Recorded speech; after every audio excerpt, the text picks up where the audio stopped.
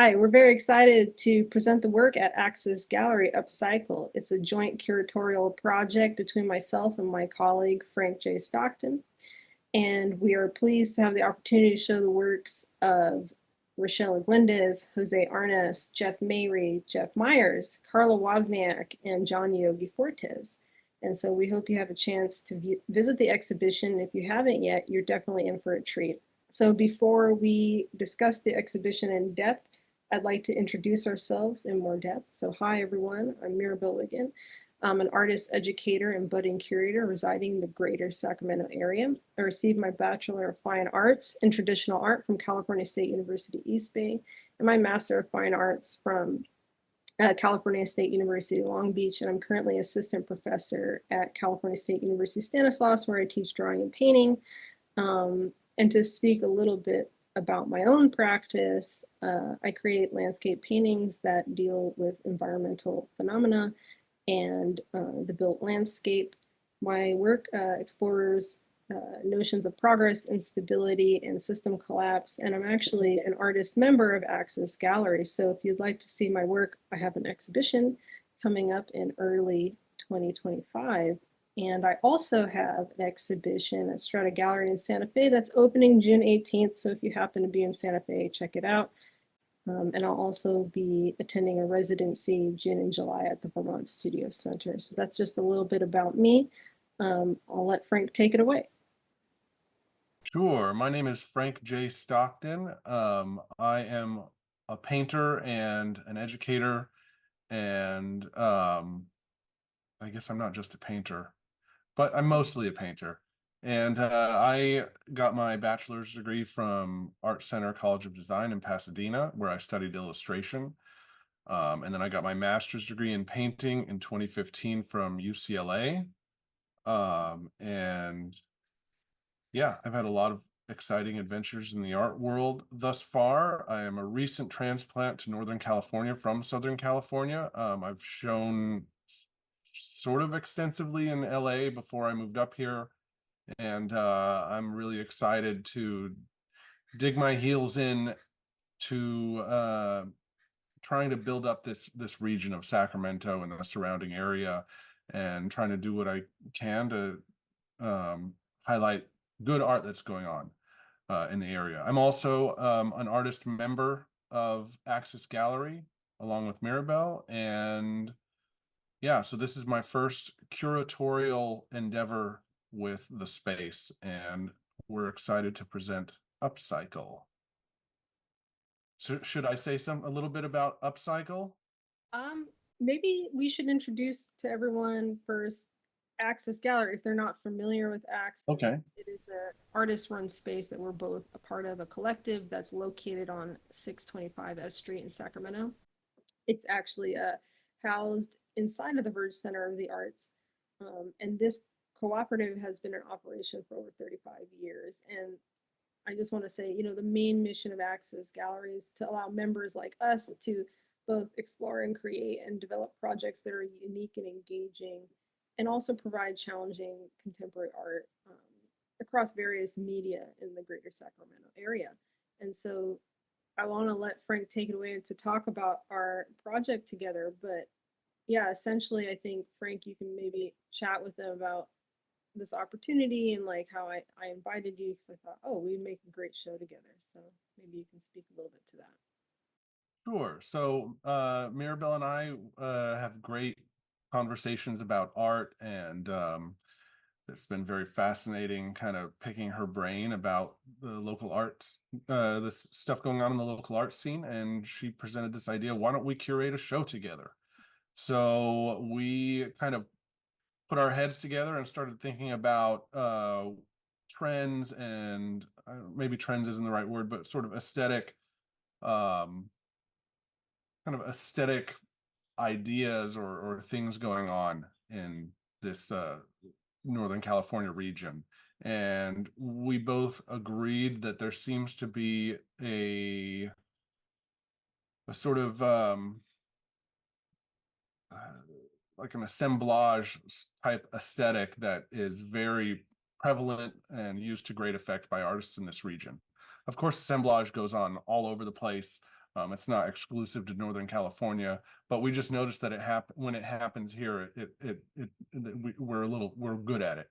So we put our heads together and made a list of artists that we thought kind of had this theme of taking styles, unique different styles, or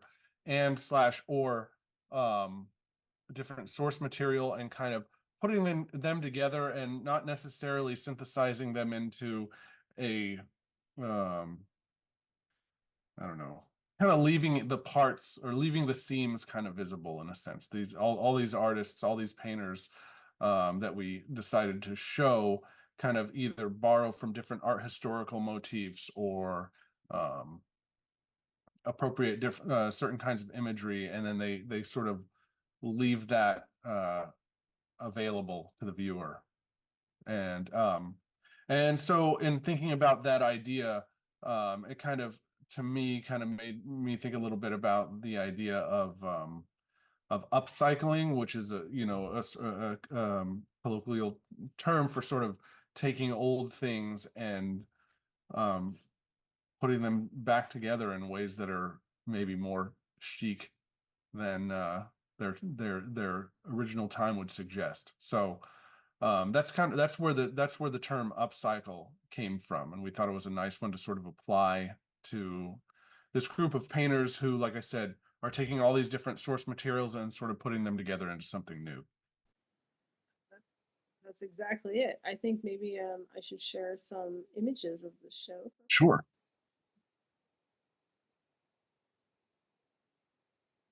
So you can see here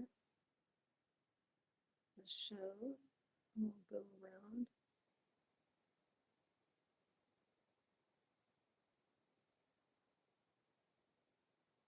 And, maybe like I can talk a little bit about why I think, having this show kind of at this space here at Access Gallery is important. And I think, Frank kind of talked about it a lot, that there's something that's happening here in this region, and we seem to be doing it right, right? Like these appropriation strategies. And I think this is important because, this is like prevalent notion, particularly in academia, that, the larger cultural hubs like New York and LA demonstrate like cultural currents, and that the work that's outside of these epicenters are regional and don't necessarily play an important role in the cultural imaginary. And I think we live in such an interconnected time, and we're like always so on, that you're indoctrinated in visual culture like 24/7. So I think that the work produced here in Northern California is influencing and is reflecting the moves out there. And I just wanted to like land here on actually Jeff Mary's piece. And I think his work is particularly emblematic of work that's been sort of marginalized as regional. And he's really like pulling from funk and Bay Area figuration, particularly as in funk, there's like these excessive use of polychromatic colors. So there's like a cacophony going on. And with Bay Area figuration, there's figural elements and really intense gestural moves. And those things have been sort of like relegated and marginalized to um, or as regional, right? And I really think that that's been embraced by artists outside of this region, and that this is just like a mainstay of what's happening and is infiltrating the world outside of this Northern California region. Um, and I don't know, Frank, how do you feel about that? What do you think about what's going on out there? Well, I think those uh, bigger cities like Los Angeles and New York are um, forerunners because they become melting pots of ideas from different places. And I think the importance of regions that are a little bit outside of those epicenters is where a lot of these ideas get are kind of born and sort of developed and go on. So any of these artists, all of our artists in our show, I think, have reached their terminal degrees as far as education is concerned in academia. So they might not be going to any of those places soon, But all that is just to say that you know, the reason that those cities are great is because people flock to them. But that doesn't mean that there's not important things going on here. Um, so when I think of Jeff Mary's work, it's interesting, Maribel, because he's clearly taking a lot of different techniques. He's almost like his approach is I mean, everyone's got an approach where they're sort of taking these different techniques and different ideas and sort of mashing them together to very different effect. Jeff Mary, I've noticed, uses all kinds of. He's sort of one of the things I learned about his work is that he is using different tools and techniques. He's improvising tools. Oftentimes, he's using collage, and I feel like in some sense, I think of Jeff's work as pre-linguistic. I don't feel like words or concepts like can be simplified into words in his paintings necessarily. And on a weird sense, I feel like Jeff Mary is really involved in the structure of paintings, and it's almost like he's trying to get in between the individual molecules. That's sort of a thought that comes to my mind when I look at them. They're almost like zoomed in, or like hyper macro or hyper micro. Like there's sort of both things going on. Like he takes a really zoomed out view of painting and then also like gets way inside there. And I feel like the narratives are so they're nearly illegible. It takes like quite a lot of looking or a really well seasoned eye to sort of tease out the imagery that he's working with. And in a sense, I mean, that kind of tells you what you need to know is that the imagery is almost secondary to the paint. And so that's really what's most striking to me about his work in particular. No, I think that's actually something I noticed as well, that there's so much activity that's happening, and like his attention to like the material substrate and his edges are just like there's a lot of although it seems like highly intuitive and fast to a degree, it's the accumulation that the in between that you're kind of talking about that is really visually active. And I guess just before I go into like the individual slides of each of the works in just a minute, I think it's important maybe just to say that like our curatorial goals fundamentally come down to this desire to like connect with artists and learning more about their practice, folks that we're both interested in, right? To help build, community and these connections and to share this with others. Um, and so, yeah, I can't say enough how I hope people come and see this work in person, especially, I mean, each of these paintings, not just to mention Jeff's, really need to be in the space. They're very experiential, right? Like they're sensual to a degree. Like, what is that surface quality?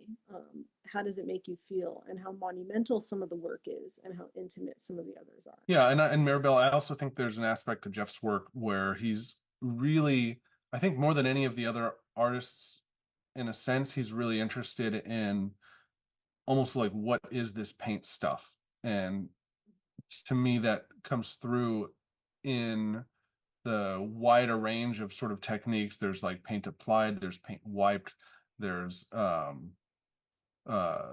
imagery that's collage. He sort of uses paint both as color and sometimes he's using it as glue.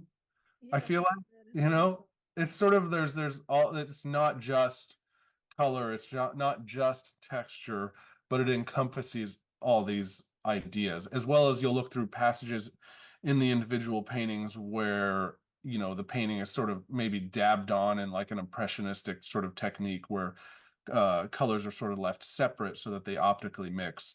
And in other places, they're wet and dripped, and you can tell by the direction of the drip that it's been placed on the ground, or if it was at this angle for a certain amount of time, or from at that angle. There's really it kind of if you look carefully, there's a lot that you can learn about paint, not just painting, but paint from looking at his work. And like I said, that's why I had that sort of revelation when I was thinking about his work that oh, there's almost like he's trying to get in between individual flecks of pigment, you know, trying to bring I feel like no, I don't know that he's necessarily trying to um lead me as a viewer to that idea, but I get the sense that he's trying to do it for himself, and through retracing his steps, I feel like that's where I find myself as a painter and someone that kind of understands what goes on in a studio in the studio.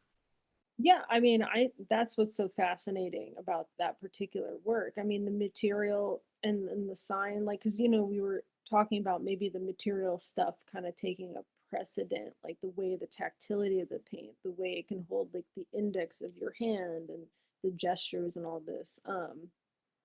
In his work in particular, it gets very confused, right? Like, so I think that process, that activity, that embedding his like personhood, that moment is like truly encapsulated in the work.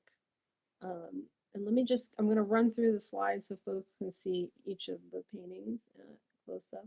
If there's something you would like to stop on, let me know. Let me go over here. And I think, this is the really awesome thing about this particular show is that I think it kind of exemplifies how, particularly in contemporary painting, it's really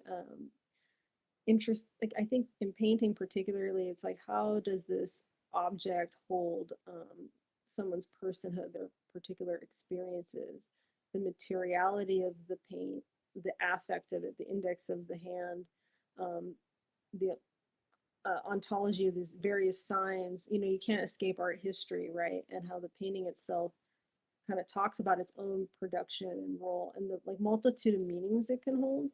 Um, and so that's why I said I think earlier is like they're very experiential, very sensual, um, and also by combining these sort of disparate elements together and these various strategies, you create works that are. I mean, we've talked about it already. This idea of assemblage or collage, that there are these jarring visual ruptures that are happening in the work, like different scenes are being combined, different signs are articulated, the way mark is being put down is different from a different mark. There's like different strategies going on. Um, and I think that's the beauty of it, right? That it can hold like multiple meanings simultaneously. Um, I mean, if you look at like John Yogi Fortes, it's quite a monumental painting in the space. It like sort of like it engrosses you, right? It's like in your face is so large. But when you look really close, that surface patina is quite jarring versus like this other way of like articulating. For example, the shrimp, it's very graphic, right? Versus sort of this aged thing. Um, do you have any like want to speak about something in particular? Uh, Yeah, I think that when I think of John's work, it's very obvious, or it's clear to see all the separate elements that come together to form his compositions. Mhm. I think one of the things that makes them this particular work so impactful is the scale, and also the scale, not just the scale of the rectangle or the scale of the substrate, but also the scale of the subject, which is this large coconut-headed figure, sort of pushing his way through the water with a spoon. And I think even though there's a lot of appropriated elements, I think of John John's work as less appropriation and more storytelling or more narrative, and the reason I would say that is, he sort of uses recurring. First of all, he's a prolific drawer. So one of the things that struck me when I went to his studio was how many drawings were around his sketchbooks and that kind of thing. So he clearly makes a habit of drawing all the time.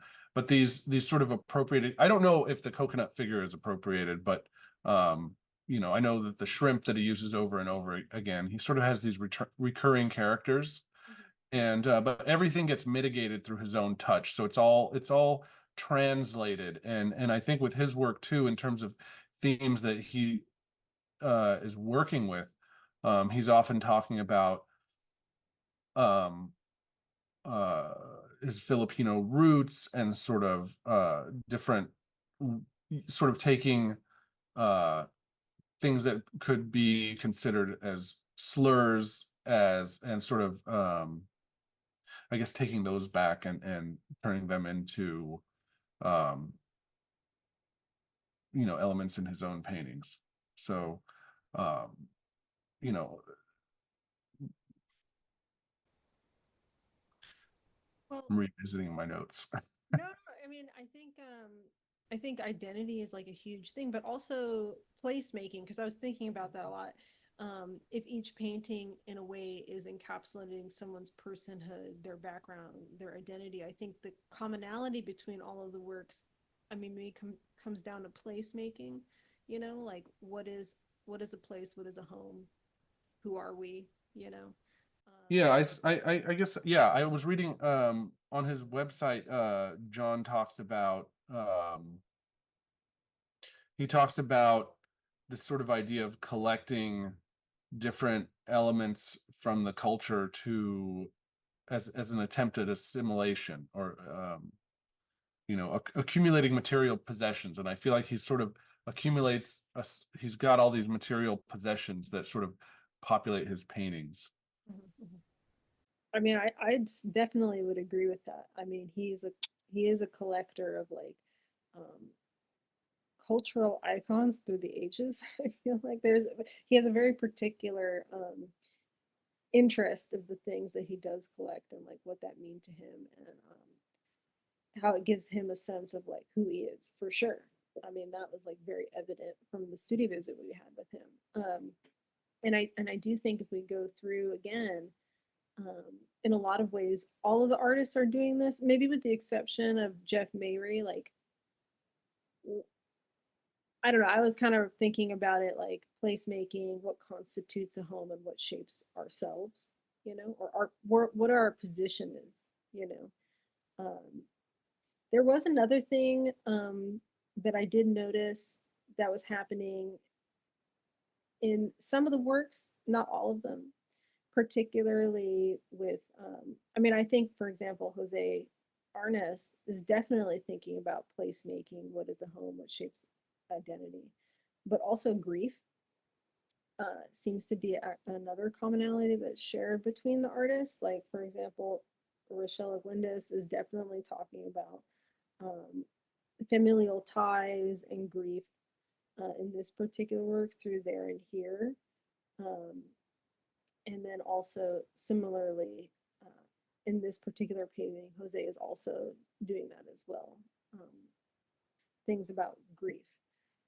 Uh, and I think that's interesting that it's so like fundamentally human, right? That we deal with loss, and that these paintings are sort of grappling with that. Um, and there was another two artists that I felt like were very similar, actually.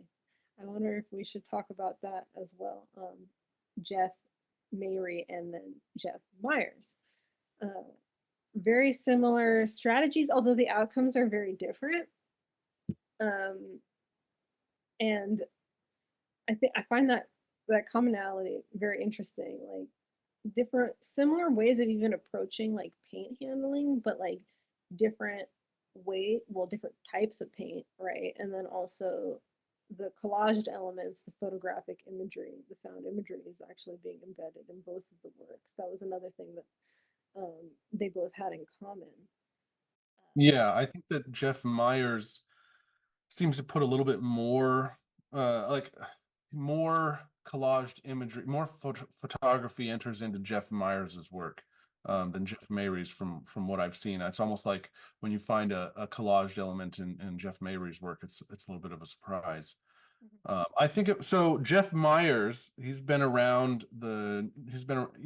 born and raised in Sacramento, I believe, and was kind of grew up, my understanding, this might be wrong, and I apologize if it's wrong, but sort of grew up down the street from Wayne Thiebaud and sort of kind of has this pedigree of like really great classical training. And that was when he was very young, so he's been painting for a super long time. But I always think that I think that Jeff Myers oftentimes it seems like a thematic approach to his work seems to be kind of pitting two like sort of man versus nature, for want of a better phrase, but sort of putting these sort of disparate elements or opposing elements, like just two of them. Whereas opposed, if I think of like Jeff Mary's work, um, he sort of puts everything all in at once, and almost this idea of humanity and nature are almost, or technology, all these things are almost, he's sort of beyond all that. That's why I feel like it's pre-linguistic, maybe a little bit more abstract. Whereas I feel like Jeff Myers will take something like this camera and put it against these photographs of nature and sort of use this sort of this or even when he's working with figures, it'll often be like a human figure and then an environment or an outdated machine. And to the note about um, uh, what did you said for the last for Rochelle's work, I think you described it as having a sense of um, what was the word that you used? I'm trying to remember. Anyway, I was thinking of Jeff's work as kind of, I had it written down in my notes as Jeff's Myers's work as having a sense of longing, almost like almost nostalgic. Because I think of Jose Arenas' work as sort of nostalgic in a sense, and I think of Jeff Myers's work as kind of has having a sense of longing. So there's this sort of like looking or this acknowledgement of the past. I don't want to say looking backwards, but there's an acknowledgement of the past, I think, in most of these artists' work. There's a reverence. I think anytime when you're grappling with paint in the ways that these guys are, that these artists are anyway, you can't help but engage with art history. Oh yeah, Um, for sure. I mean, my first thought about Jeff Myers' work, and this one in particular, I mean, you just think about the biomechanical idea forms and ideas that were happening with like futurism. I mean, obviously cubism is such a huge and important, facet with the way that the fracturing of space is happening, but there's definitely like an internal dynamism happening in this, especially with like the way he's using color too mhm. and moving movement. But the other thing that I got to thinking about the longer I look at this piece was like, it's interesting. Like the organic forms, the plants are like overtaking the camera, and then the camera is projecting the past, I guess, or like the outside world. And I thought about Plato's cave because it feels like we're in a cave, and that what is being projected is the world that we don't see, or the past world, or the world outside of the cave. And, it shows the limits of our perception, right? Like we don't understand what was once before, right? And that this plant is sort of like taking over. And I think maybe it's further, the way he's like kind of degrading the photographic images to imply that this is the past or incomprehensible to a future that's being like overrun by nature to some degree. But I think, yeah, it's very emblematic of his work. These conversations are for sure at the forefront. And forgive me, I don't remember what I said about Rochelle's work just a minute ago, Oh, yeah. uh, but I do think, I mean, Mourning, I think might have been the word. Mourning, a sense of mourning, or like it was you said it was something that had to do with, I used the word longing, and I remember, oh, that's not, or in my notes I had the word longing. Uh, longing, I said grief because Grief, that's right. I think grief, there's the sense of going back to or commemoration of Mhm. this desire for like connection, and then future generations, because I believe that is her father in the background and her daughter in the foreground, Mhm. and that these different kind of times, I mean, she has really great sense of light, like the way light is coming through, and it's so kind of, I don't know if I'd say ethereal exactly, but there's something elusive about this quality of light, and it's somewhat backlit, like these different zones are like competing, and then colliding together. um are these different times of day or different points in time, and things are meshing, right? Maybe a desire to reflect on. And there's definitely a sense of care to this painting, I think is very evident. And it's a different strategy than what's happening in Jose's work, which I think is also a reflection on grief, but just in a different way. Hmm. So I didn't, when I was looking at Jose's work, I didn't necessarily get grief. I did feel like there was I did feel that there was uh, I did feel that Jose wants to, I mean, I'm psychoanalyzing Oh yeah. if I'm doing, I feel like you know, it's, you know, he mentioned it in his website statement about like being in these like sort of in between California and Mexico. And I feel like there's an urge to want to reconcile these things. But one key aspect of Jose's work is that they're not, you know, is that all these elements are always kept separate. So in a sense, you're never in one place at the same time. I feel like, you know, so to me, I don't necessarily feel grief, but I feel like maybe there's something that grows out of that. But yeah, you can't be in one place. The paintings sort of exist in multiple places and times at the same time. And I mean, you know, as do Rochelle's. And one of the things I was thinking about Rochelle's work when I was looking at it is that Mhm. you know, she uses a lot of sort of fragmented imagery. Like she'll sort of zone in or focus in on one sort of motif oftentimes, or one image, and then that image sort of evokes a lot of space and time. The light is often a subject of her work, but I have noticed that it seems like there's usually like windows that are almost creeping in from the periphery of the image. And to me, I was reading into that poetically, that sort of that idea of these other windows creeping in from the sides is almost like how memory sort of informs our experience in the moment, sort of in the back of your mind. Or there's all these other things that are encroaching in our experience of the now, for Yeah. want of a better. Yeah, it's like how a memory coalesces, right? It's sort of fuzzy at the edges in a way, and then it comes together, and then it can degrade, and then reconstitute itself in some way. Yeah. And I would totally agree with Jose's work in this regard, but this painting in particular, I just think it's the language used in some of the iconography that's in Mhm. this particular painting. Like, I'm always thinking of you when I had you.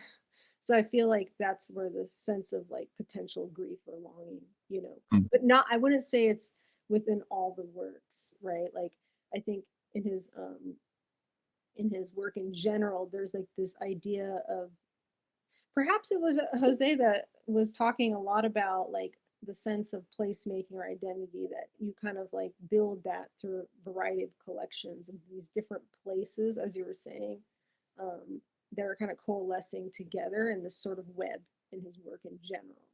You know, I think this one, it seems to me like, it's sort of doing that, right? There's like these different zones, and there's these different representations of like what a home looks like, you know. Yeah. There's a really strong graphic impulse to Jose's work, and I feel like a graphic design sort of impulse. And I think that in a way it makes him feel the most of an, even though everyone's doing some degree of appropriation of imagery or symbols, I feel like Jose's like he feels the most like an appropriation artist, like capital A, of Mm-hmm. everyone, because they're like collage forward. They feel very true to their design. Mm-hmm. In a sense, they don't feel as, I'm sure, I know, I mean, I know there's lots of moments of improvisation, but I feel like those are very structured moments. You know, like these sort of curly cues that are happening in the background of Norteada, Yeah. with the blue, like that looks totally improvised to me, but it's also, you know, it was planned to be improvised, you know, in this section, as opposed to, like, I compare him to Johnny Yogi Fortes, who also does a lot of appropriation, but like compare him to Arenas' his work is that as I said before, Fortes is really translating all these things that he's appropriating through his own hand. Like you can't like there's a subjective experience that mitigates that appropriation. And I feel like with Jose's, he's really trying to step back and kind of give you more of the symbols. I think of Jose's as very linguistic and very literary. Sorry, I'm like hopping around from all these No, it's from okay. one artist to another. But I think of Jose's work as very literary and collections of symbols. They almost read like essays. It's like, they're sort of non-linear as because it's a picture and you can sort of, they don't go from left to right. You can sort of look wherever your eye is drawn. But they're collections of symbols that are overlaid and juxtaposed and sort of presented in a way for the viewer to unpack at their own at your leisure, I suppose. But they feel very literary to me in that way. Do you feel like if we go to like, which I think is really interesting, I mean, a lot of the artists have very similar strategies or different ways of approaching like some sort of narrative. Do you think that Jose and John are actually quite similar, except for like maybe the surface qualities? But I would also say that they are both sort of in line with Carla Wozniak as well. Because Carla, the surface, everything is sort of like on top of this surface, similar to like Jose's is. The material is built up, but like the iconography, well, that is recognizable, right? Beyond the gestural moves is kind of on one plane, right? Because if you look at John's very closely in person, there was actually a lot of layering and like pushing things back and covering things up and then re-exposing them. The surface is actually more accumulated in a way and layered. Do you think you see that kind of similar thing between Carla and Jose? I mean, I think I see it for sure. Like similar, somewhat approach to painting, or where the motifs are like aligned. Well, I think Carla's the most not necessarily with Jose, but I think I mean, there's a sense, but Carla is very her work is very describe them as lyrical abstractions. They're very direct. She has all these sort of like a collection of different marks that she sort of returns to over and over and kind of remixes. But they're fairly direct. I mean, I'm sure she's going in multiple sittings, but it looks like maybe whereas I get the impression that Carla might be doing two or three passes on a painting. John and Jose are doing many more. Actually, she's the only one that is sort of like I feel like Carla's paintings are probably the closest to the initial first pass. Like she's really trying to preserve whatever the impulse was to make this painting, and also improvise.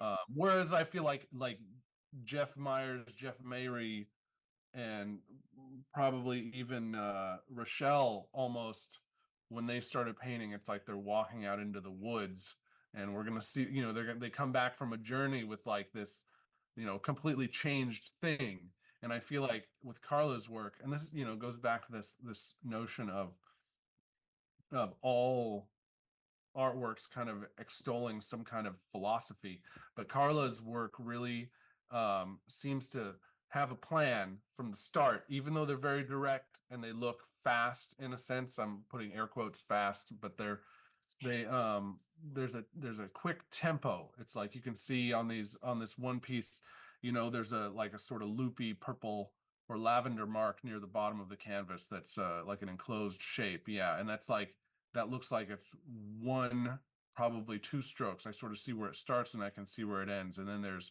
six black hash marks to the left. I can tell what size the brush was. If you could see it in person, you can get a sense, oh, that was like a number 12 or what, round or whatever. Or maybe that was a flat. But regardless, they sort of leave all the decision making uh kind of open and available to the viewer in a sense. But one thing I do think that's interesting about Carla is that maybe ties her more in with Rochelle or um Jose a little bit is there's a compartmentalization within her compositions. Like I would say that Carla's work is there's a dominant theme of line. So she's everything's sort of like these lines sort of contain and compartmentalize all these different ideas that are going on. They don't necessarily they don't contain like a like prison, or like they don't hold it in, but they sort of add a structure. It's like an or like an exoskeleton or an armature that goes on at the end.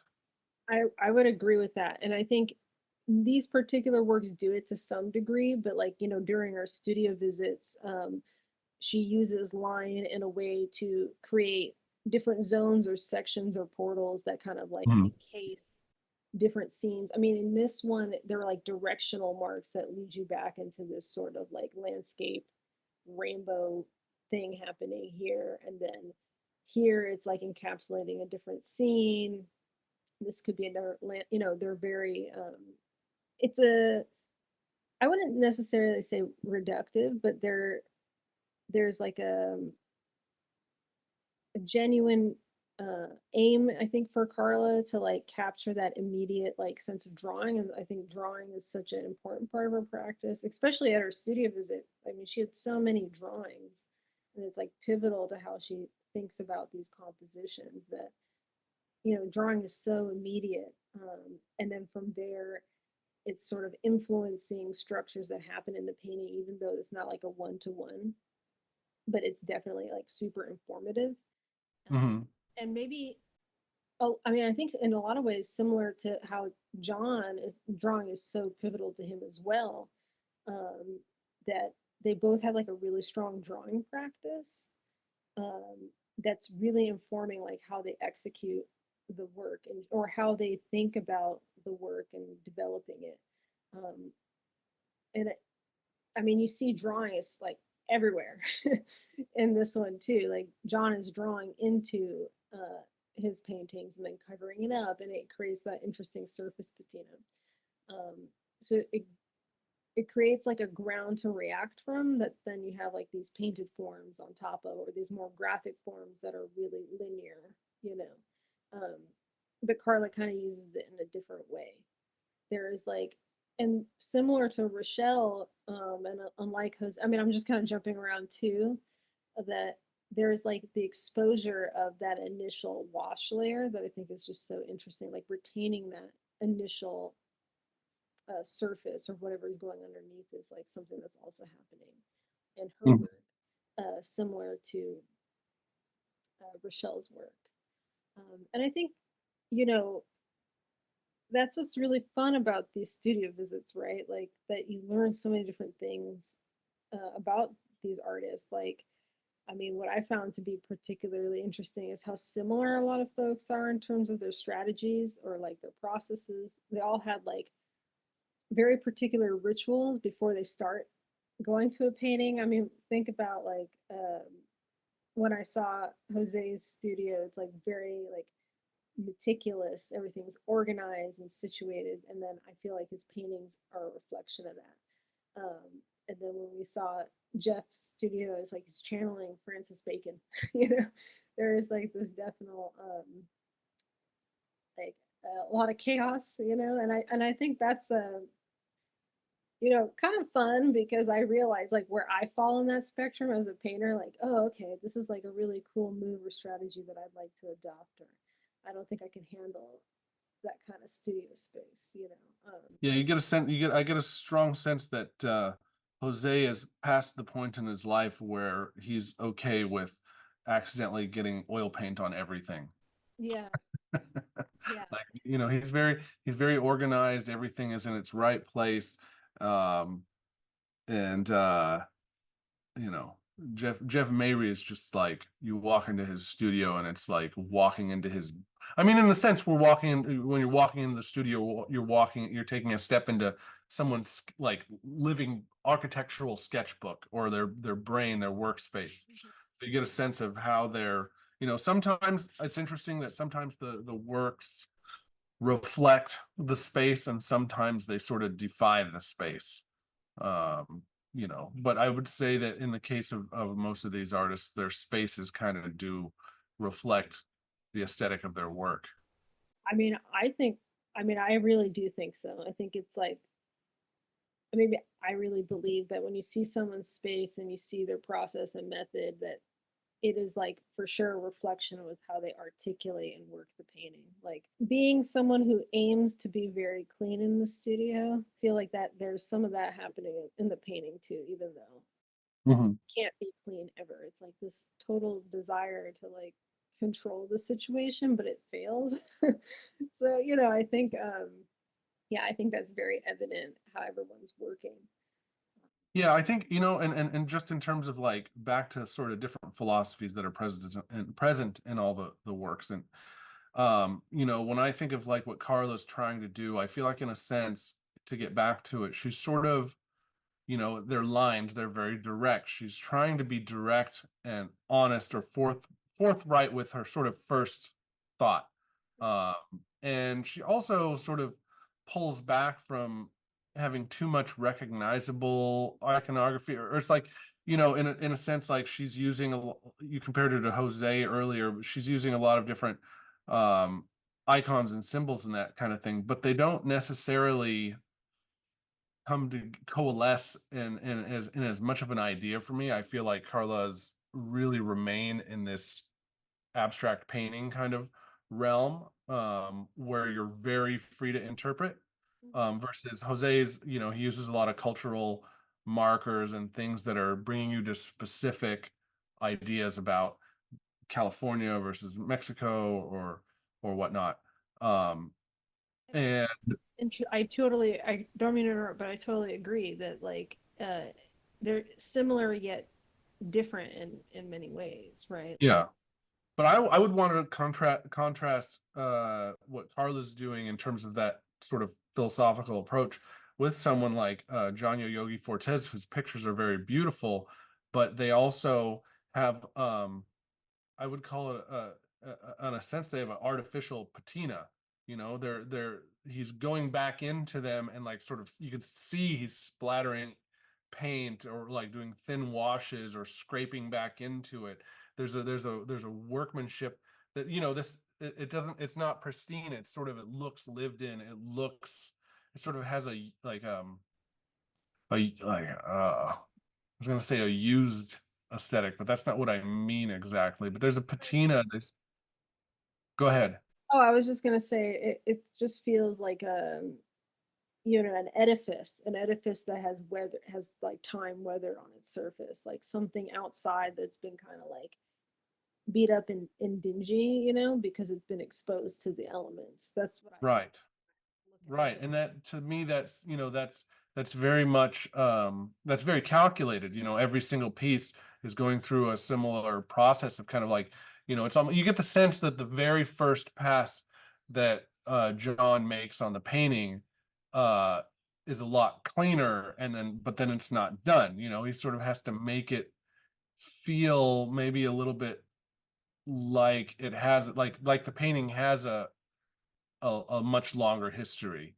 um, so in a sense, it kind of puts the narrative, or maybe the content, it changes what the content is for me a little bit, versus more direct paintings like Carlos.